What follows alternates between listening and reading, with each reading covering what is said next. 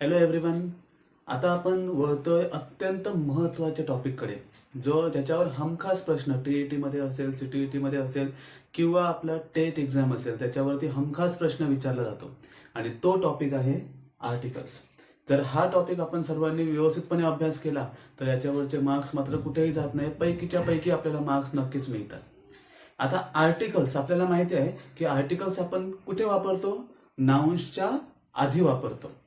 Correct. आता हे articles mainly 2 types मध्ये डिवाइड केले जातात. त्यातला पहिला टाइप आहे इनडेफिनेट आर्टिकल आणि दुसरा टाइप आहे डेफिनेट आर्टिकल. आता इनडेफिनेट म्हणजे काय? We don't specify the things, we don't speak particularly about the things. मग ज्यावेळी आपण एखाद्या वस्तूविषयी किंवा कशाविषयी एखाद्या थिंग्स विषयी डेफिनेटली बोलत नाही किंवा स्पेसिफिकली पर्टिक्युलरली बोलत नाही, अशा वेळी आपण इनडेफिनेट आर्टिकल्स वापरतो. आणि ज्यावेळी पर्टिक्युलर वस्तूविषयी बोलतो त्यावेळी आपण त्याला डेफिनेट आर्टिकल वापरतो. आता इनडेफिनेट आर्टिकल्स 2 आहेत. पहिलं आहे अ, सेकंड इज एन. आणि डेफिनेट आर्टिकल एक आहे, ते आहे द. आता आपण ह्या पार्ट 1 मध्ये इनडेफिनेट आर्टिकल्स कुठे कुठे वापरायचे, कशा प्रकारे वापरायचे याचा अभ्यास करणार आहोत. आणि पार्ट 2 मध्ये, कारण हा व्हिडिओ लेंदी होईल त्यामुळे पार्ट 2 मध्ये आपण डेफिनेट आर्टिकल द याच्या वापराविषयीच्या रूल्सचा अभ्यास करणार आहोत. आता आपण अभ्यास करणार आहोत इनडेफिनेट आर्टिकल्स कसे वापरायचे. आपल्याला सर्वांना माहित आहे indefinite articles are 2, a and an. सर्वात पहिल्यांदा आपण अभ्यास करूया अ चा वापर कुठे कुठे होतो. त्याच्यासाठी आपल्याला समजून घेतलं पाहिजे की इंग्लिश लँग्वेज मध्ये how many alphabets are there? 26 alphabets. Out of 26 there are 5 vowels. What are the vowels?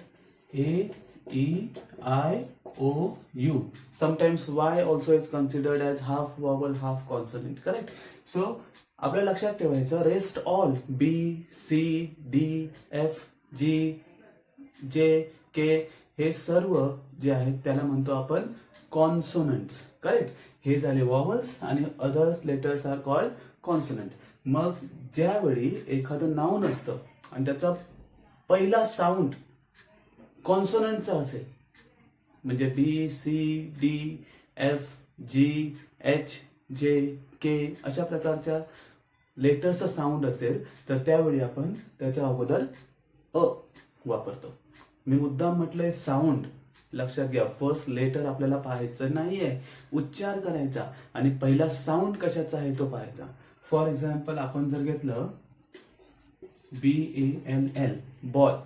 मग डायरेक्ट मी बघणार नाही हा पहिला लेटर बी आहे, बी म्हणजे कॉन्सोनंट आहे म्हणजे मी अ लिहिणार नाही. त्याचा उच्चार केला ब.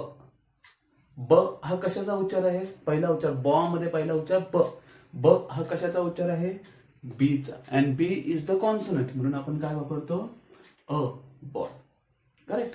समजा मी दुसरं एखादं वाक्य घेतलं पॅरट. करेक्ट. मग सगळ्यात पहिल्यांदा मी उच्चार करून पाहणार. I will see the first sound. पॅ म्हणजे प. प is the sound of P. Correct. P is the consonant. So I will always say a parrot. Correct. Then if I say rabbit. आता रॅबिट म्हटलं आर चा उच्चार होतोय. मग आर चा उच्चार द फर्स्ट साऊंड आपण पाहिला तर आर चा साऊंड होतो. आर इज अ कॉन्सोनंट म्हणून आपण काय म्हणतो? अ रॅबिट. म्हणजे थोडक्यात आपल्याला समजून घ्यायचं आहे आपण अ हे आर्टिकल कुठे वापरतो? Wien a noun starts with or begins with the sound of the consonant. Sound of the consonant या शब्दावर आपल्याला फोकस करायचा आहे. It's not like the first letter is consonant means I will be using अ.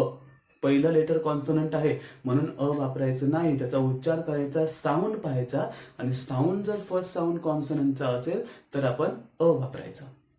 आता आपण दुसऱ्या indefinite आर्टिकलचा अभ्यास करूया. That is an. Total opposite rule of a. A मध्ये आपण काय पाहिलं होतं?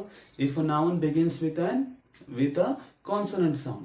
पण इथे एन आपण केव्हा वापरतो? ज्यावेळी एखादं नाउन स्टार्ट होतं with the sound of a vowel. आपण वॉवल्स बघितलीत मग अशी AEIOU यांच्यापैकी एखाद्या लेटरच्या साऊंडने जर नाउन स्टार्ट होत असेल तर आपण त्याला ॲन म्हणायचं. फॉर एक्झाम्पल आपण जर हा वर्ड घेतला ऍपल, प्रोनाउन्सिएशन काय त्याचं ऍपल. फर्स्ट साऊंड इज ऍ. ऍ हा साऊंड कोणत्या लेटरचा आहे ए, म्हणून या ठिकाणी आपण म्हणतो ॲन ऍपल. जर आपण हा वर्ड घेतला elephant, elephant start with the sound of A.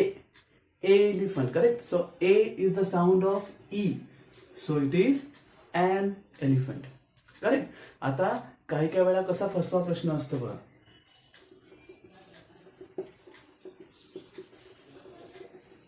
आता मी का म्हटलं होतं की फर्स्ट लेटर पाहायचं नाही तर फर्स्ट साऊंड पाहायचा.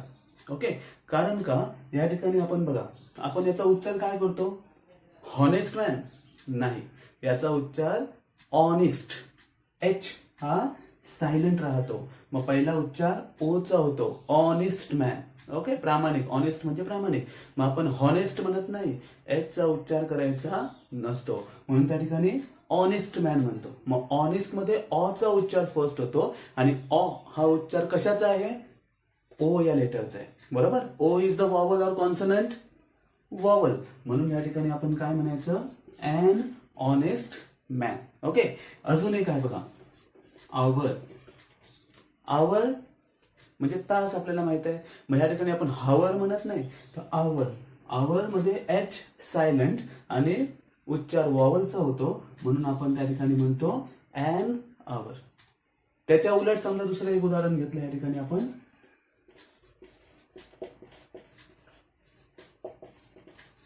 शब्द वाचूया आपण युनिव्हर्सिटी. आता युनिव्हर्सिटी मध्ये म्हणताना पहिला लेटर यू आहे म्हणून आपण डायरेक्ट ॲन युनिव्हर्सिटी म्हणत नाही, तर पहिला उच्चार पाहायचा. युनिव्हर्सिटी मध्ये पहिला उच्चार काय होतो यू किंवा य. करेक्ट, य हा उच्चार जो आहे कोणत्या लेटरचा आहे Y. Correct, and Y is a consonant. Correct, य ज्यावेळी उच्चार होतो वायचा त्यावेळी आपण त्याला कॉन्सोनंट म्हणून वापरतो. मग त्यामुळे first sound is of consonant म्हणून आपण म्हणताना अ युनिव्हर्सिटी म्हणतो, कधी ॲन युनिव्हर्सिटी म्हणत नाही. त्यामुळे आपल्याला समजून घेणं गरजेचं आहे, जेव्हा आपण अ वापरतो किंवा ॲन वापरतो त्यावेळी पहिल्यांदा फर्स्ट साऊंड पाहायचा, उच्चार करायचा, फर्स्ट साऊंड पाहायचा, फर्स्ट लेटर पाहायचं नाही. आणि जर तुम्ही पहिल्यांदा साऊंड पाहिला आणि त्याच्यानुसार आर्टिकल वापरलं तर आर्टिकल्स इनडेफिनेट आर्टिकल्स वापरताना तुमची कधीही चूक होणार नाही. आता भेटूया नेक्स्ट व्हिडिओमध्ये, ज्याच्यामध्ये आपण डेफिनेट आर्टिकल द चा अभ्यास करूया. थँक्यू.